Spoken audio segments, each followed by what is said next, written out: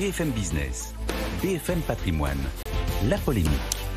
Nicolas Dose, bonjour. Bonjour. Bercy organise aujourd'hui les assises de la dépense publique. Quel est l'enjeu ? Trouver des économies dans l'ensemble des dépenses publiques, parce qu'il y a la dépense publique de la sécurité sociale, c'est la moitié de la dépense publique.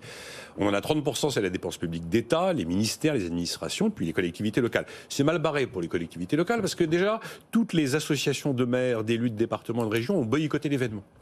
Ils considèrent qu'ils sont odieusement traités en termes de dotation de l'État, notamment depuis la suppression de la taxe d'habitation, ce qui objectivement est vrai. Ils ont donc décidé de ne pas venir. Voilà. Bon. Après, deuxième enjeu, désendetter le pays. Et puis le troisième enjeu, qui est à la fois, je dirais, purement économique, mais très psychologique, sortir vraiment du quoi qu'il en coûte. Quand vous avez vécu pendant des années avec des tombereaux d'argent public, où l'argent était facile, où l'argent était gratuit, où on décrochait les milliards par dizaines, où le mot million a pratiquement disparu du langage de la sphère publique, faire comprendre que tout d'un coup, il faut mettre des coups de rabot et faire des économies pour le budget de l'an prochain et des années suivantes, c'est à la fois compliqué à faire, ça on le sait, mais c'est compliqué à faire admettre aussi.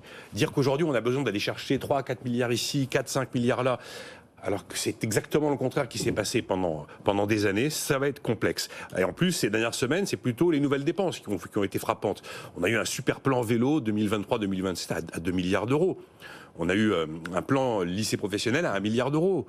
On peut considérer que c'est cohérent, mais enfin, il faut libérer 3,5 milliards d'euros dès cette année pour remonter les fonctionnaires, et ce sera encore 6 milliards l'année prochaine. Et donc l'objectif, c'est d'économiser 4 points de PIB d'ici à 2027, revenir sous les 3% de déficit public. Et d'après le rapporteur général du budget à l'Assemblée, pour tenir l'objectif, il faut trouver 10 milliards d'euros tous les ans, jusqu'en 2027. Et d'ailleurs, l'occasion est suffisamment solennelle pour que Mme Borne et M. Moscovici soient présents à Bercy pour les assises.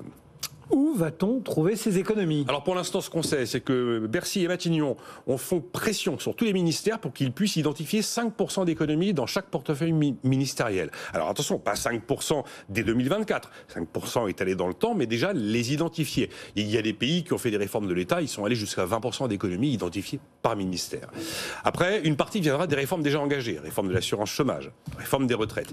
Et puis une partie doit en théorie venir de la poursuite des créations d'emplois, du recul du chômage. Évidemment, ça c'est la martingale gagnante. Quand vous avez plus d'emplois, moins de chômage, vous avez d'un coup d'un seul plus de recettes et moins de dépenses.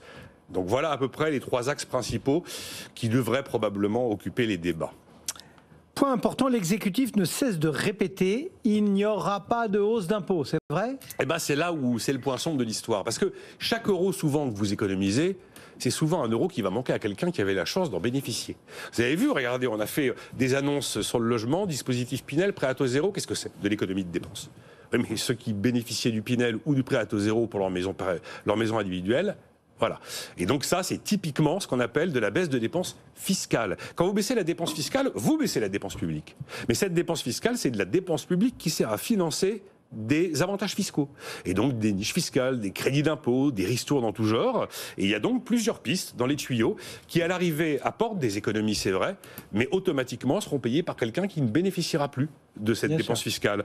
Alors il est question qu'il y ait un reste à charge qui voit le jour quand on utilise son compte personnel de formation. Ça veut dire que vous avez 30% de la somme est de votre poche désormais. Il est question également de baisser, voire de supprimer l'avantage fiscal du diesel non routier. Bonjour le BTP, bonjour les agriculteurs, ça va sûrement très bien se passer. Parce que évidemment, ce sont des niches fiscales, mais il y avait des gens derrière qui en bénéficiaient. Ou enfin, qui en bénéficient, c'est pas encore fait. On se demande aussi s'il ne faut pas baisser l'indemnité journalière de la sécurité sociale, parce que l'absentéisme explose, et c'est vrai d'ailleurs, c'est un phénomène assez frappant. Et à ce moment-là, qui paierait ? On demandera à l'employeur de payer davantage, et donc un petit peu moins la sécurité sociale. C'est une belle économie. Oui, mais c'est une économie qui est payée par quelqu'un. De la même manière, des baisses des aides à l'emploi sont évoquées, notamment sur les services à la personne. Il y a des rumeurs de révision des dispositifs MaPrimeRénov' ou encore du bonus-malus sur les véhicules. Là, le Sénat vient de supprimer, alors c'est le Sénat, c'est pas terminé, mais il vient de supprimer l'idée qu'il y a un abondement de l'État dans le futur plan d'épargne avenir climat pour les moins de 18 ans. Mais tout ça, ce sont des belles économies de dépenses. Mais chaque fois, c'est des gens qui payent, ou des gens qui touchent moins ou qui reçoivent moins. Et il y a même d'ailleurs une hausse d'impôts, la pure. Il est possible qu'on voit une hausse des taxes sur les billets d'avion les plus chers, les billets business et les billets de première. Ce sera en fait de remonter la taxe Chirac. Donc à chaque fois que vous avez une mesure, vous avez une économie de dépenses.